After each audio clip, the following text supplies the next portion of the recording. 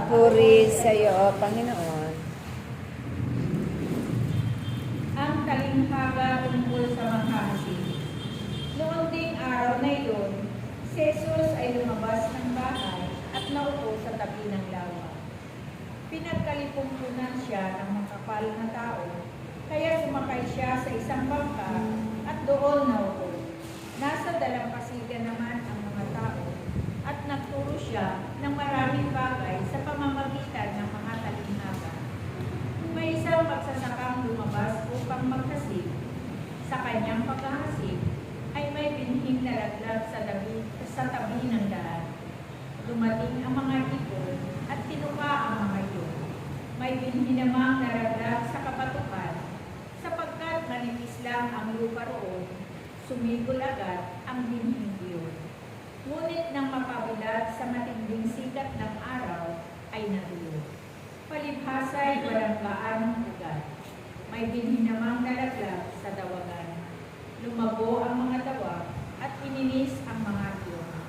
Ngunit ang binhing nalaglag sa mabuting lupa ay nagbuhay.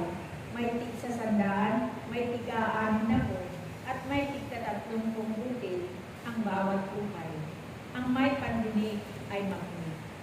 Lumapit ang mga alagad at tinanong si Jesus, bakit po ninyo dinadaan sa talinghaga ang inyong pagsasalita sa kanila?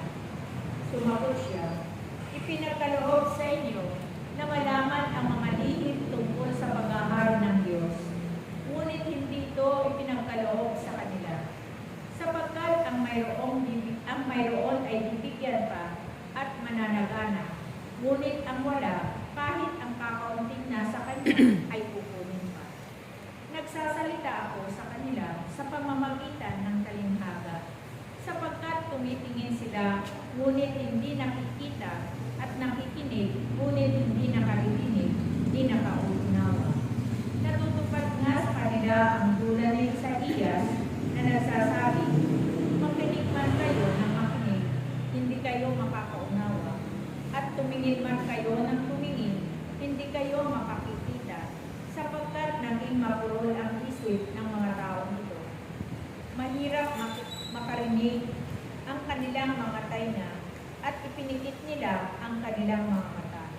Kung di gayon, di sinsanay nakakita ang kanilang mga mata, nakarinig ang kanilang mga tainga, nakauunawa ang kanilang mga isip at nagbalik loob sa akin. At pinagaling ko sila, sabi ng Panginoon.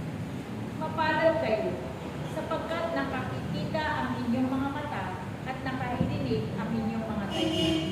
Sinasabi ko sa inyo, maraming propeta at matutuwid na tao ang nagnasang makakita sa inyong nakikita, ngunit hindi ito nakita.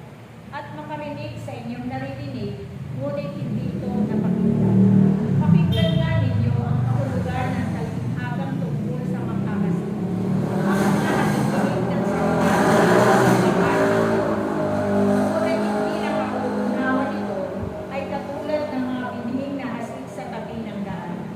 Dumarating ang masama at inaagaw ang nahasik sa kanilang puso. Inilalarawan ng binhing na hasik sa kabatukan ang nakikinig ng salita at masayang tumatanggap nito kaagad. Ngunit hindi ito tumitimo sa puso nila, kaya hindi sila nananatili. Pagdating ng mga kapighatian o pag-uusig, dahil sa salita, agad sila nanlalamig.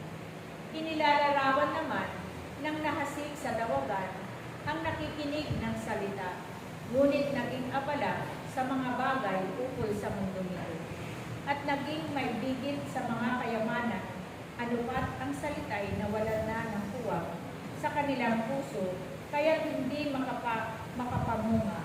At inilalarawan ng nahasik sa matapang lupa ang mga nakikinig ng salita at nakauunawa nito. Sila'y namumunga, may tig sa 100, may tig 6 na po, at may tig 30. Ito ang mabuting balita ng ating kaligtasan. Pinupuri ka namin, Panginoong Hesus Kristo.